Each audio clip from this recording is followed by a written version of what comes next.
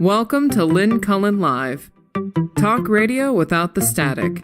Email your questions and comments to lynncullenshow@gmail.com. And now your host, Lynn Cullen. Hey, how you doing?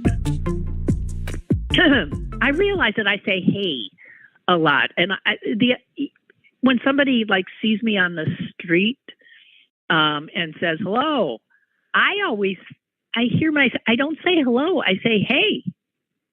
I have no idea if I've always done that, but I've been noticing it, and I don't know what that means. Probably nothing. But it appears that I don't use the word hello, which is pretty basic, but I don't think I say hello. I always say hey, which is, I guess, more informal or something. I don't know. Who cares? It doesn't matter. I'm noting it, and I think I've been starting the show with hey, haven't I? Whatever. So many people are not self-aware, and I think I'm sometimes painfully self-aware, which is probably one of the reasons that I eschew a lot of social contact, which, believe it or not, I often do. Because when you're hyper self-aware, that can be anxiety producing. Oh, I'm sorry. I thought I was talking to my therapist. Excuse me. Oh, hey. Let's start over. It's April 28th. In the year of, I don't know, your Lord, 2022. I just watched as a guy, assisted by two others, did something that I was told by many other guys could not be done and would not be done because it was too dangerous. And that was removing a very dead, large tree from my backyard, which was up against utility wires. And I actually had somebody, the first time I asked about it, someone looking at it seriously said, standing in my backyard next to me, well, no, we wouldn't touch that. Now, you might get somebody who's willing to touch that, but that'd cost you easily $25,000. $25,000 to take out a dead tree? Are you kidding? And this tree was leaning in my direction, sort of right over my bed. Every time the wind blew, I'm thinking, I'm going to be crushed to death. Anyway, it's gone. It's gone. These guys, well, somebody did take half of it down once, way, way, way above and they did the scary part today. What a fascinating thing to watch. And I asked them, could you possibly be done by 10 o'clock? Because I do this show and kind of noise would, of course. And do you know they finished literally 1 minute before 10? Wow! I'm just saying, wow! And they cleaned up. So the way this show has started suggests that it's going to be an odd one, which is okay. I'm going to start with an obit. And love this woman. Wish I'd known her. Dead. My age. Cynthia Albritton. Have you heard of her? This is so funny. When she started to be somebody that would end up getting her obituary in the New York Times, she would, in interviews, never give her last name. The reason being, she didn't want her mother to know what she was doing. She didn't want, so she didn't give her full name. Now, what was she doing? Well, she was an artist of sorts. And her career began when she was still an art student at the University of Illinois. And this would be, to place it, in 1966. And the homework assignment was to make a cast of something that would retain its shape, something solid. And she thought about it a lot. And then, dang, if she didn't talk two of her male friends into letting her do a cast of their genitals. Listen, it was 1966. This is the kind of thing, this was the way it was. This obituary so pulled me back into the insanity and of the late 60s and early 70s. I don't know how she did I don't know what the professor's reaction was, but it set her off on a career where she became known as the Plaster Caster. And she was known for immortalizing rock stars' genitals.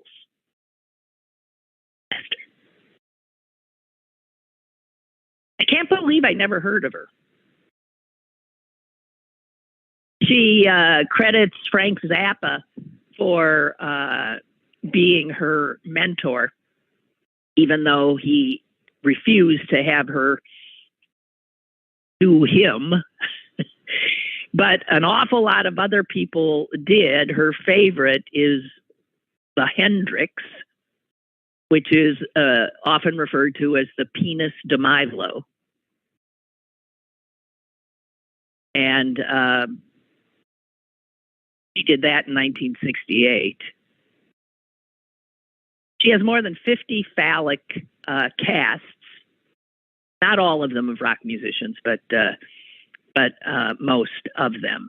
And now you see why, because she's doing this. She's very young, the late teenager and into her early 20s. And she was, by personality, actually rather shy. She couldn't imagine her mom, who was a secretary in Illinois, or her dad, who was a postal clerk, knowing what she was doing. I can completely relate to that.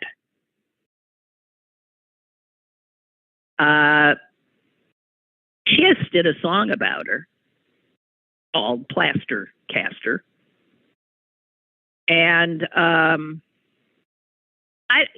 don't know. They have a list here of some of the people she did, but I don't know most of them. As out of it I am. Wayne Kramer of the MC5. I never heard of the band either, but I'm out of it. But he's quoted quite a bit in the obituary because he felt, and I suppose this was true, that when he had his cast done, he said, personally, I thought being asked to have my cast signaled my arrival as a bona fide member of the rock and roll community.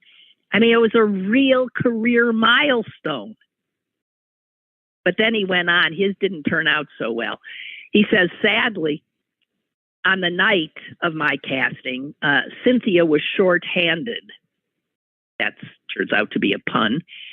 Cynthia was short-handed.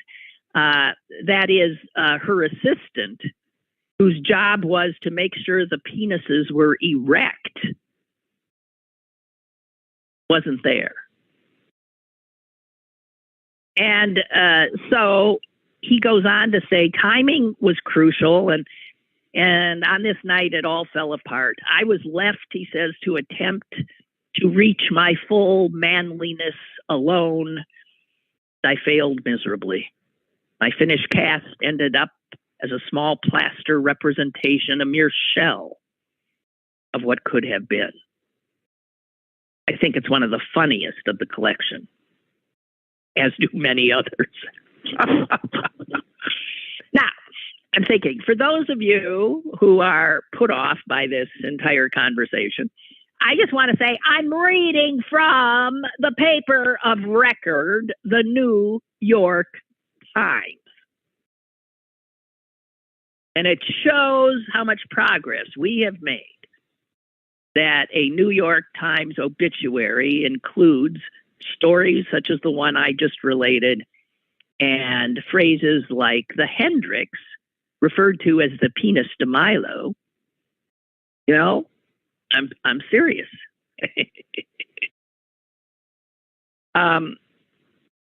She never took herself too seriously as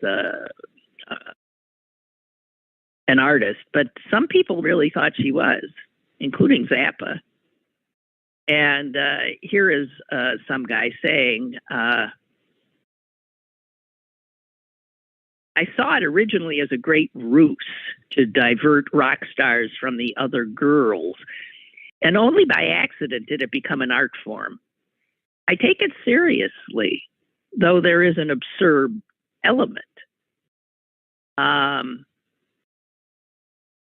he says, I think she was a brilliant conceptual artist who made her art with great humor, a deep love of music, and a reckless disregard for societal norms. Yeah. So Cynthia Albritton, I guess her parents eventually did find out, and she was 74 years old. She later in her career did get into doing breasts. And he said, obviously sarcastically, that she added breasts to her repertoire because, quote, breasts have been ignored for too long. She said that in a 1995 interview. So there you have it. Now that's, I really was not knowing what to talk about today when I came upon Cynthia Albritton's bio. Well, yes, bio and obit. I was just thrilled. Isn't that just the perfect way to start the show? And actually, turning to another section of the New York Times, I came upon another story that again catapults you back to the insanity and chaos that was the late 60s and early 70s. This specifically to January of 1970. And again, I was very much alive when this happened. And I was right where it happened in New York City. That's when I was beginning to be an actress. And I don't recall this at all. But maybe you will, if you're old enough. This has to do with a guy named Michael James Brody Jr. Now, as far as I know, he's not dead. Doesn't say he is. But unlike the Plaster Caster, this guy is not somebody whose fame lasted. He had the proverbial 15 minutes, but clearly did something worthy, or not actually, of remembrance. And in fact, there's a documentary about what he did, which I believe starts streaming today on Discovery. Is that where it is? I'll find out before I finish this. Let me just tell you the story as this one goes. Wow. Forgive me, but I'm going to read the first two paragraphs. One day in early January 1970, Michael James Brody Jr. stepped off a Pan Am jet at Kennedy Airport and into what would be one of the new decade's shortest, strangest 15 minutes of fame. Brody, the previously obscure 21-year-old heir to a margarine fortune, they never named the company, heir to a margarine fortune, was returning from his honeymoon in Jamaica. And as a grand romantic gesture, had impulsively bought out every seat on the plane so he and his bride could fly home alone. After landing, Brody, wearing bell-bottoms and large green sunglasses, announced to assembled reporters that he would be giving away his $25 million fortune. Giving it away to ordinary people. Spread love and, quote, cure the problems of the world. Now I'm looking at a black and white photo taken on an otherwise empty airplane of this young couple, and they're a beautiful young couple, without a doubt, grinning ear to ear. Well, with that announcement that he would, why would there be reporters? Obviously because he had booked the plane for himself and then must have seen fit to let some reporter know about it so that there would be, in that day, you would have had to work at that a little bit. You wouldn't have just posted something on Twitter or whatever. And so what happened to him, and this is his equivalent of 15 minutes, over the next 10 days, all hell broke loose. This was covered everywhere. It lets you know that at the time in my life, I was not reading the newspaper or watching the news.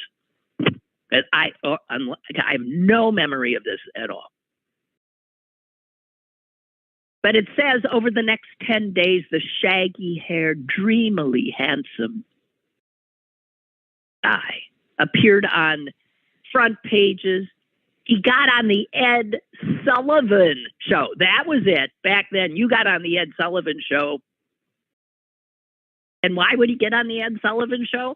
Well, Ed Sullivan always had his finger on the pulse of what people were hungry for. So he gave him this guy. Now, could the guy do anything? Not particularly, but he must have told Ed Sullivan he could play the guitar. And so Ed Sullivan had the dreamily handsome margarine heir play a 12-string guitar, and he sang a Bob Dylan song. Which one, I don't know. Meanwhile, because of all the publicity, there were mobs outside everywhere he went, outside his place in Midtown Manhattan, outside his place in Westchester. And obviously, these were people who wanted some of the money. If he was giving away $25 million, and he famously was, well, people understandably wanted to let him know they could use some of it. So what happened is that people all over the country began sending him letters, writing him letters. Probably hundreds of thousands of letters came in, to the point that the Postal Service was ready to lose its mind. In fact, they threatened to burn all these letters coming in. He apparently started writing a few checks. And then, astonishingly, the heir's checks started bouncing all over the place. And his 15 minutes of fame were over. His lifetime of infamy was just beginning. And the article here doesn't go into a lot of it, but I guess that's what the documentary is for. What ends up happening is a lot of people wanted to tell this story. And it turns out that the letters are all over the place still. Some are one place, some are another. Some are in an archive at Columbia University. Some are with they found another trove of them someplace else.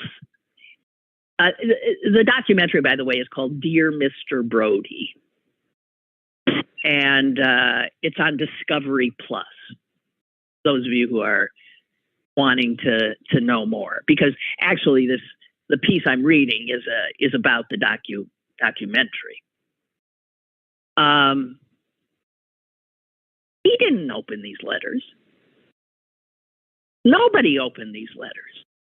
And to this day, these letters remain almost all unopened. But the documentary apparently starts opening them. And the documentarians not only opened them some, but then they went and tracked down some of the people who had written. It might be interesting. I don't know. He obviously is a terrible human being. He, after his Ed Sullivan appearance,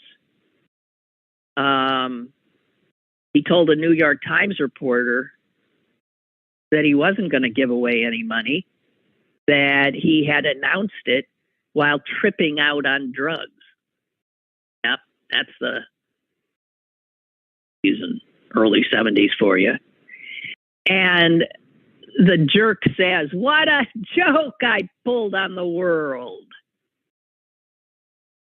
Turns out he grossly exaggerated how much money he had, and he ended up, denouncing the poor, desperate people who were clamoring to get some of the money he promised them he would give away. What a jerk!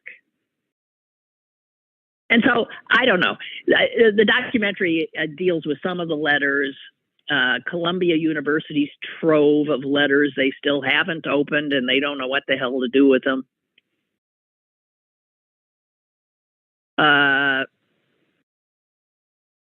They tracked down his son, who had 100,000 of them, also not opened. And what's so sad is that he sparked, of course, a measure of hope in desperate people. So some of the letters, you open them up, and there was one from a man in Brooklyn who had 6 children and made $125 a week. And he was saying, I could just please use a little more. And his letter said, to prove I'm truthful, you can come visit my apartment anytime. So, just regular people hoping. And this despicable son of privilege says, what a joke I've pulled on the world. One group of letters came from children of migrant workers, farm workers in Florida. And the little school they went to had suggested they write letters as an assignment. And those letters apparently would break your heart because they describe the violence of their lives, the despair, and it's in the voice of children. It says one letter came from a Black film producer who had put together a detailed business plan he wanted this jerk to read, and shown him some scripts for a number of projects he was working on, along with other craftspeople. And his letter said, "We are just looking for someone to believe in us." The documentary filmmakers tried to find those guys. They're all dead. Never made a movie. And then back to the rock bands and back to, did I mention Kiss in the other one? Yeah. And then Kiss gets another mention in this. Paul Stanley, who the guitarist on Kiss, in Kiss, is that right? In Kiss. Recalls having written a letter as a kid, as a young kid, to Brody. But that one has not been found. So there you have it. Most of the letters are unopened. Wow. That might be an interesting documentary but it seems very dark. Very, very dark. All right, so there was that. As dark as all that is, it's not as dark as the front page, which I'm going to avoid as long as I can.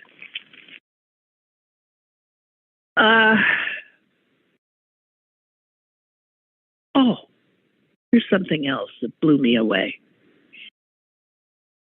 You know, I've often made fun of that app next door, you know, that you belong to, and people, you know, ask things like, "I heard sirens at 2 a.m. Anybody know what's going on?" Or "Look at this picture my Ring doorbell took. Did you know this guy? He tried to blah, blah, blah."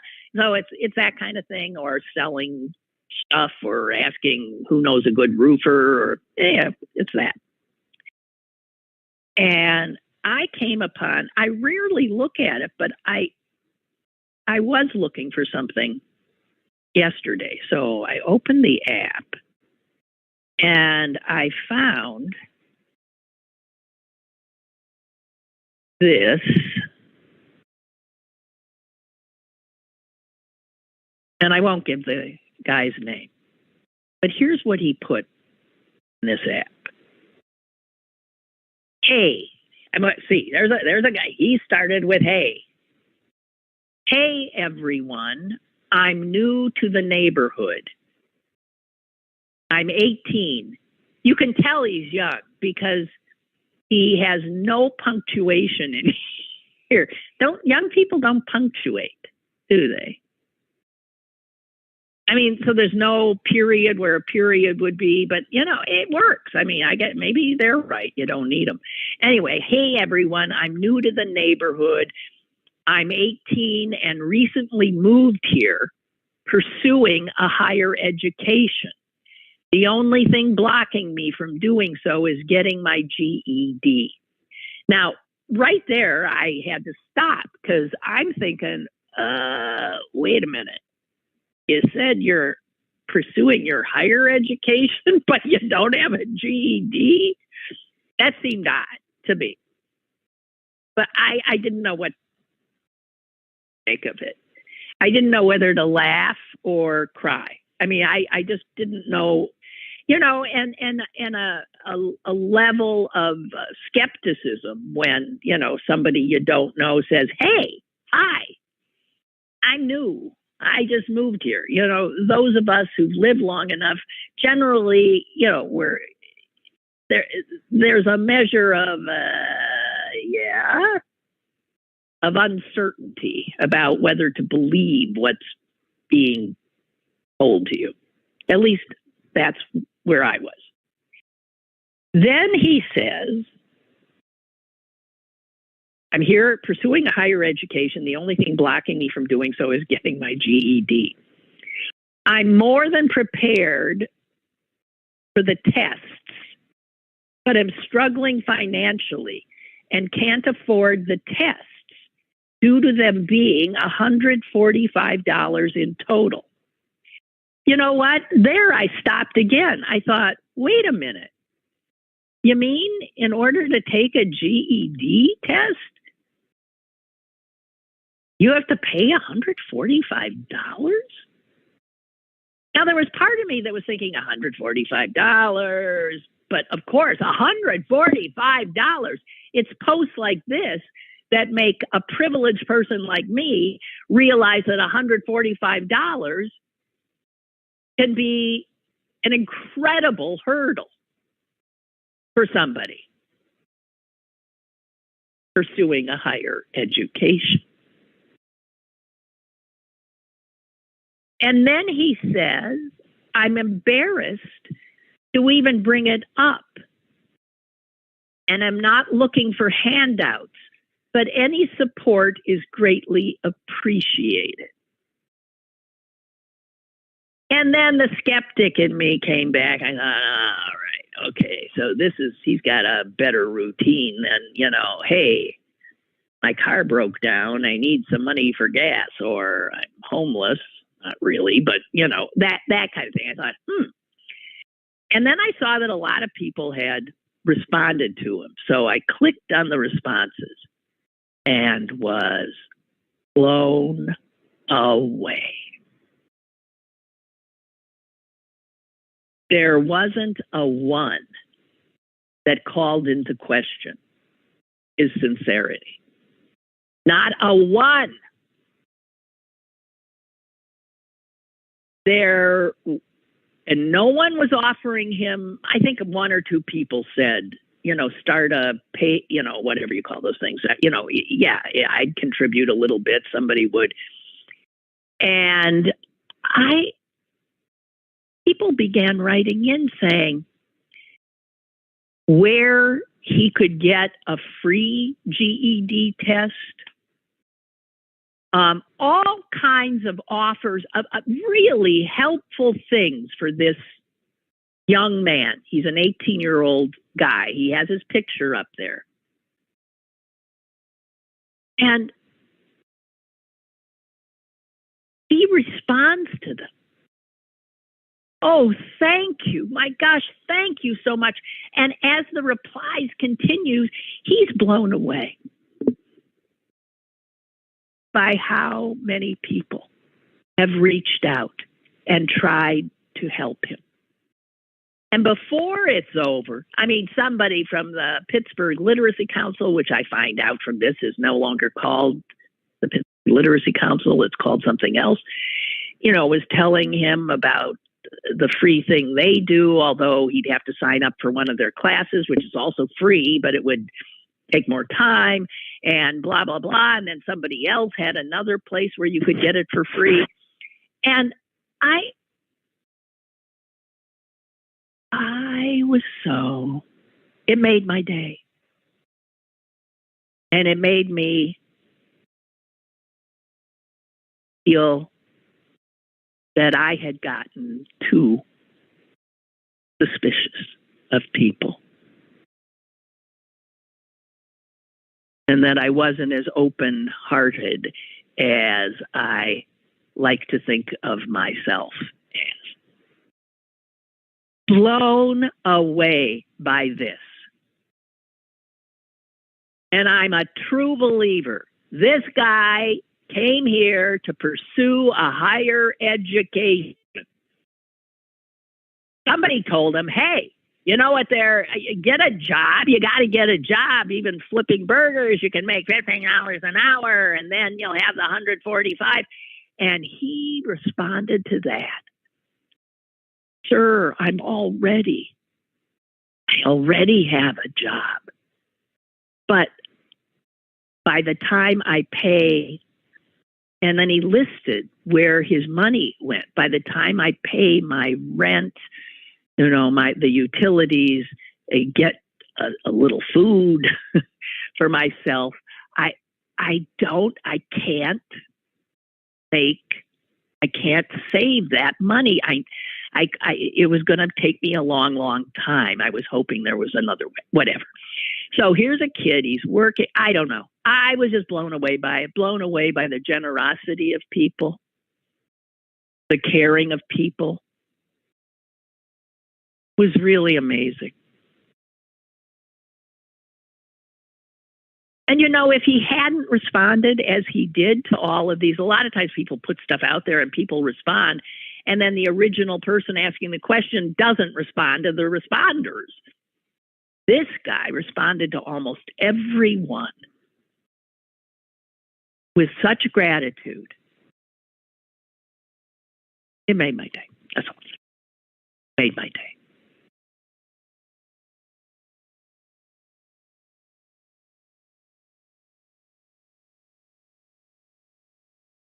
Oh, Curtis sent me more about this jerk Brody, the margarine heir, who, was tripping when he said he was going to give fortune away. Well, thank you, Kurt, for that. I shall peruse it later.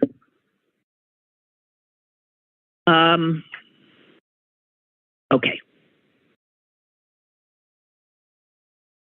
I'm trying really hard not to get to the god-awful stuff, but I think I might have run out. Sorry. Oh, there was this, and I don't know. This sounds so fascinating. I read it in the Jewish Chronicle, which is the newspaper, the weekly that covers Jewish things here in Pittsburgh. I served for a while on its board, and for a very uncomfortable while as the president of the board. Man, I'll tell you, that was a humbling experience. That's when I found out.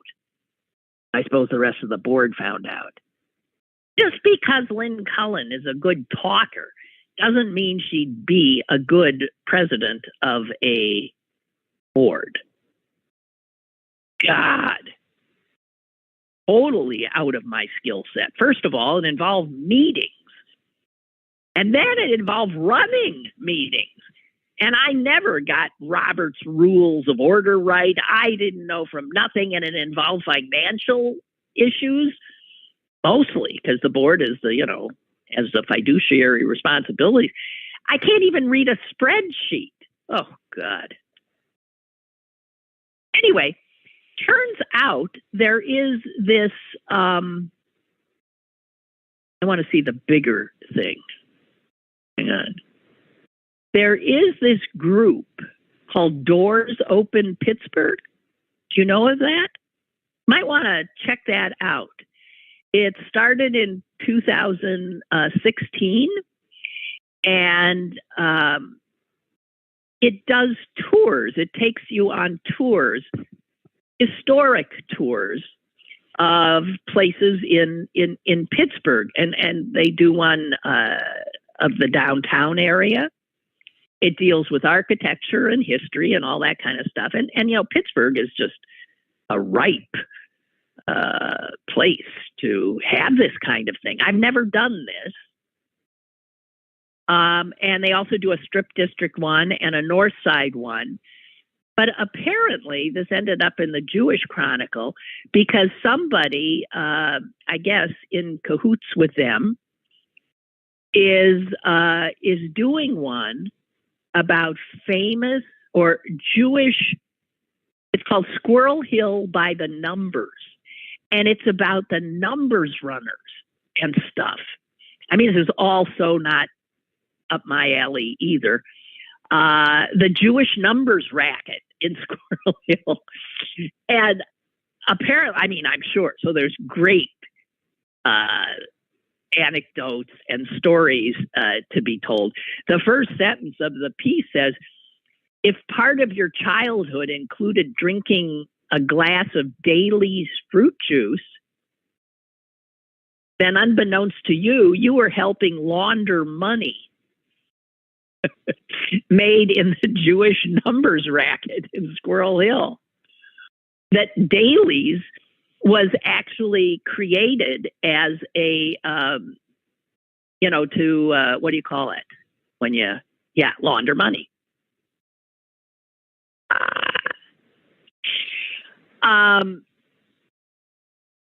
This guy, the guy who's leading is a guy named Rottenstein, and he said, oh man, these are just some great stories.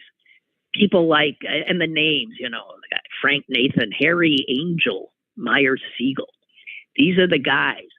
And he says, it became clear the more I looked into this, that these guys played a really important role in Pittsburgh history because they were the heads of these complex social networks and ran these informal economies. Now, listen, it wasn't just of course, the Jews who were doing this. The Italians were doing it. The Black community was doing it.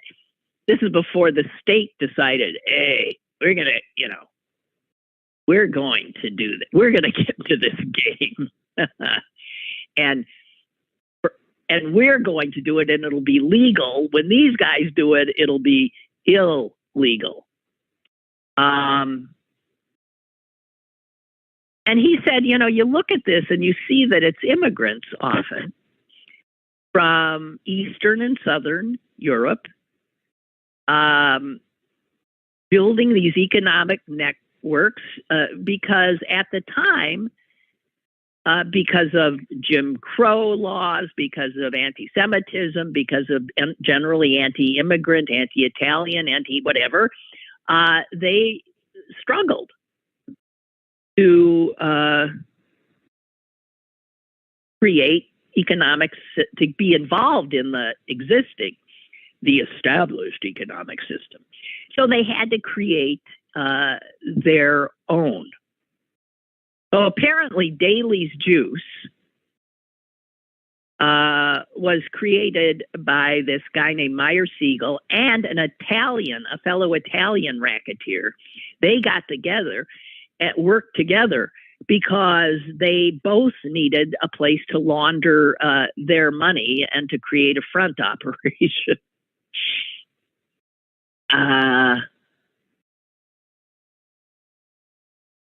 And then he goes on to say, this was not unusual at all. And then he brings up, Art Rooney. Yeah. The saint of Pittsburgh, Art Rooney, because it's generally, I think, pretty well known that Art Rooney's money came from bootlegging and gambling. So Art and the Rooney money that begot the Steelers and even more money initially started as this bootlegging and gambling operation. According to the guy who's leading this tour, the FBI actually considered Art Rooney one of the biggest gambling figures in southwestern Pennsylvania in the 20th century. I love it. I remember when I first learned that, I was just stunned. Yes, I said, you mean he was a criminal? Well, we don't really like to, but that is, it was criminal enterprises.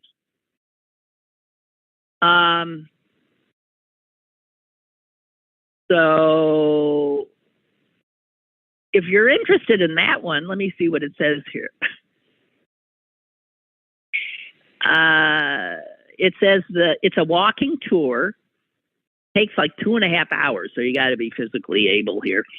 And it goes through the commercial and residential parts of Squirrel Hill, where all these characters in the bootlegging and numbers and gambling, where they lived, where they plied their trade. And the tour will include the places where significant deals were hatched and where the most well-known gambling clubs were, and where some violence, which usually was part of the mix too. So there it is. So if you're interested in this, Squirrel Hill by the numbers.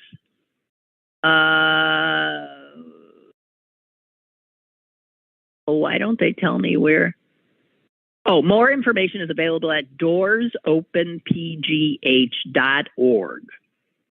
Okay, doorsopenpgh.org. And it says, these things, just a few times they do this. And it says the dates here, one's in 2 days, April 30. Then there's another May 21. And the final one, September 17. Okay? Those are the 3 dates that Squirrel Hill by the Numbers tour will happen. I'm sure when you go to doorsopenpgh.org, you'll see a lot of other tours that are available. That just sounds like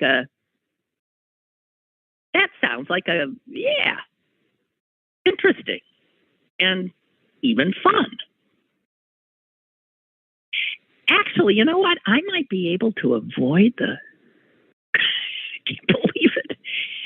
Because Art Rooney puts me in mind of a piece I saw today by David Leonhardt. And this is about the fact, it's so funny. I was at a dinner last night, and the guy next to me actually said, so who do you think the Packers are going to take in the first round? And I looked at him like, wow, this guy thinks I'm a lot more interested in football than I am.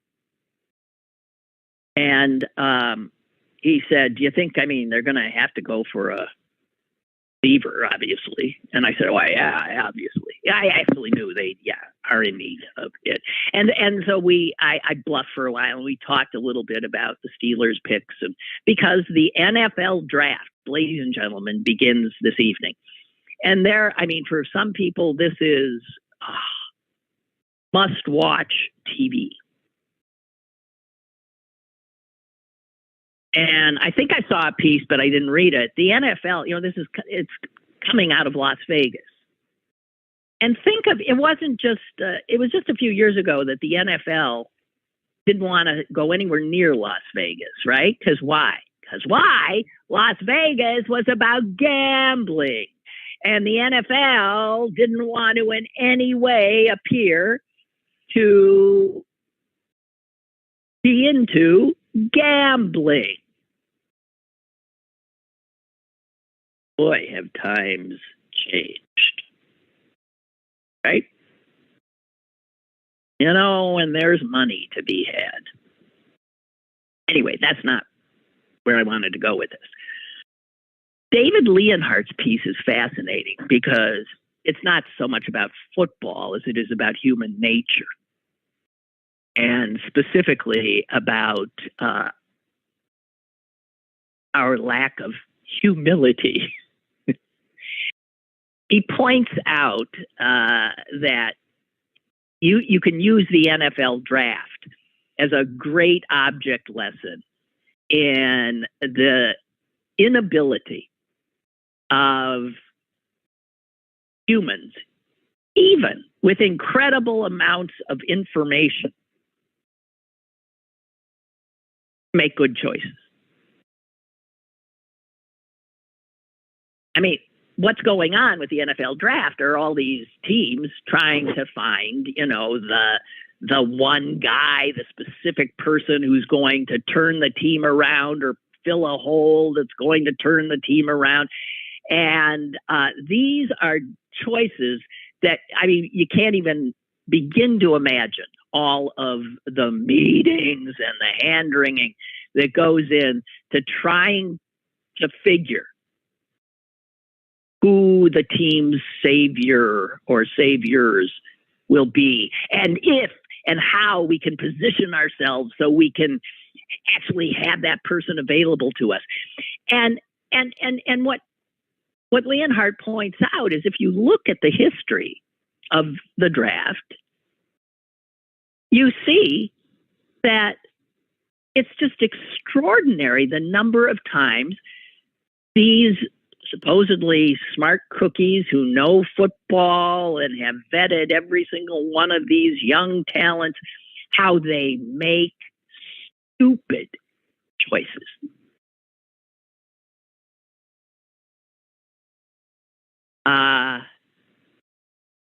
And he says what you'll see at the NFL draft is what goes on every day when an employer needs an employee and the employer chooses who to hire. And how do they do that? Well, first they ask for a resume, which may give them some information. And then if you actually land a face-to-face thing, people put a lot of store in that. But he says even it is well known that people in an interview situation, the employer rarely learns anything more than whether or not he likes the person or she likes the person. And it could be that the person they like is not the best person for the job. And it could be the person that really they found off-putting, that's the person for the job.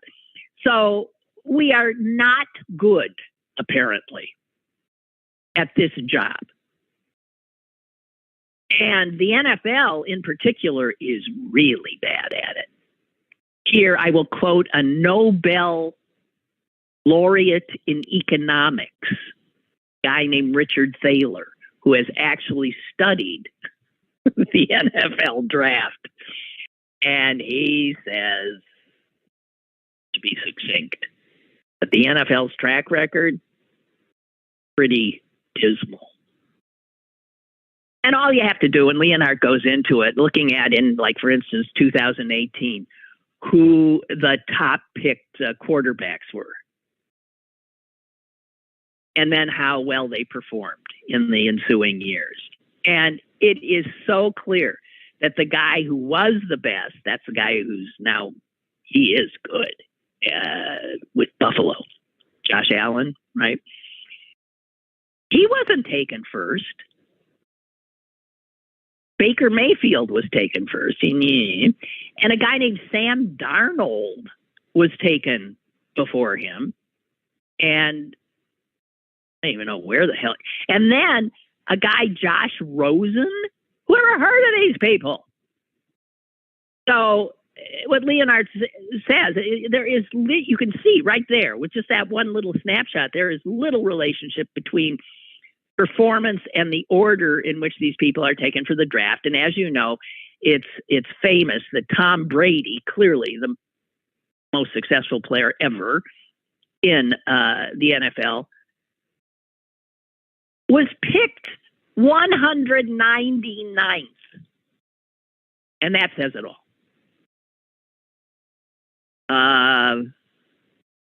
Aaron Rodgers' chip on his shoulder is a direct result of also being passed over and passed over and passed over. And some of the best quarterbacks today were not picked at the top. So it is about predicting performance.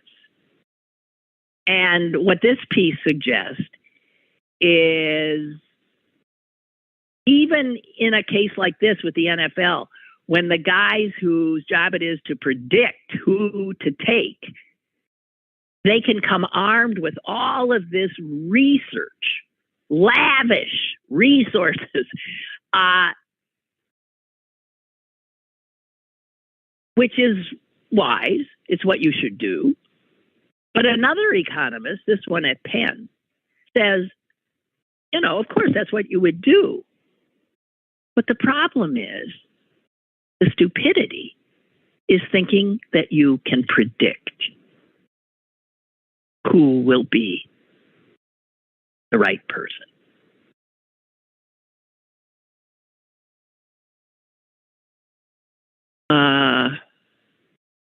It says here that the most successful NFL teams have adopted a measure of humility.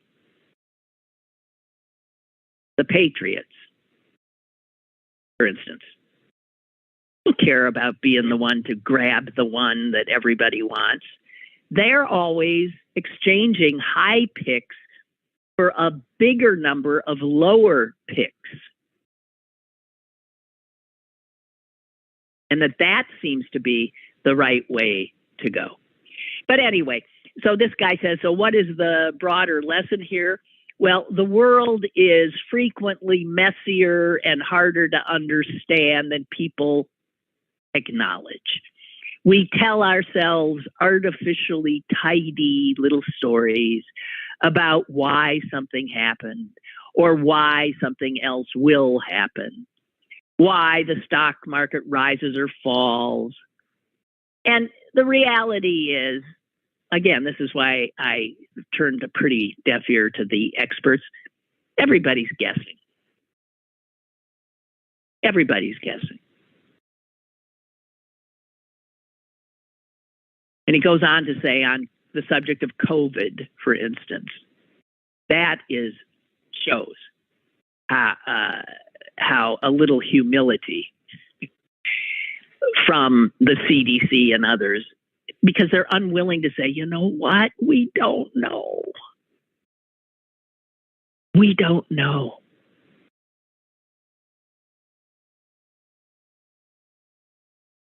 The trouble is that human beings tend to overstate their ability to predict events. And it is the people who can resist that hubris, who can actually remember that they are not necessarily really good, even armed with a lot of information, at predicting the future. People who resist that hubris, who mix their research and knowledge with humility, are the ones that are at a competitive advantage. So I found that interesting, and it wasn't really specifically about the NFL. Well, it used the NFL as an object lesson. Okay. You know what, guys? I did it. I had on here. Oh, I do want to say this about Madeleine Albright. I was shocked to see that her coffin being carried into the National Cathedral yesterday, because I thought, what? Didn't she die like months ago? What? I was so confused. What is that about? I mean, as a Jew, I find it really, because Jews, you're really supposed to be in the ground in 24 hours after death.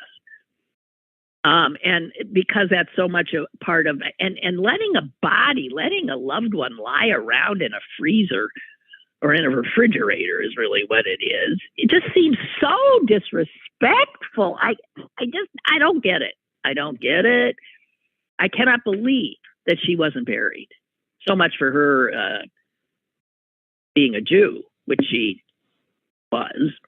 I mean, but she wasn't a practicing Jew. She didn't know she was a Jew. But believe me, the Jew in her, lying in the refrigerator for these weeks and weeks and weeks, was saying, "Hey, will somebody bury me, please?" The hell?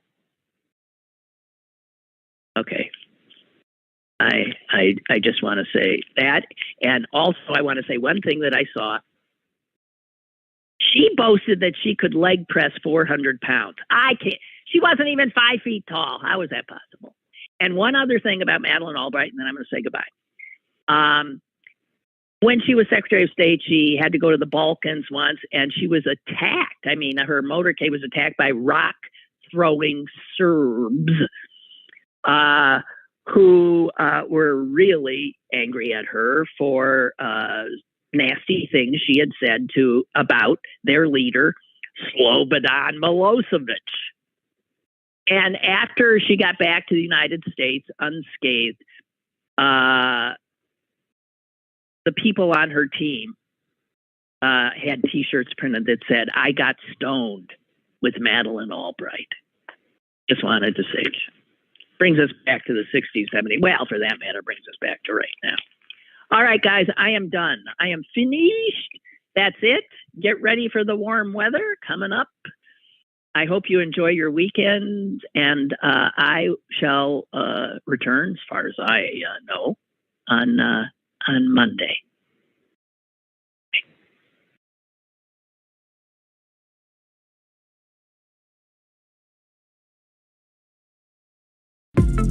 Lynn Cullen Live, Monday through Thursday from 10 a.m. to 11 a.m.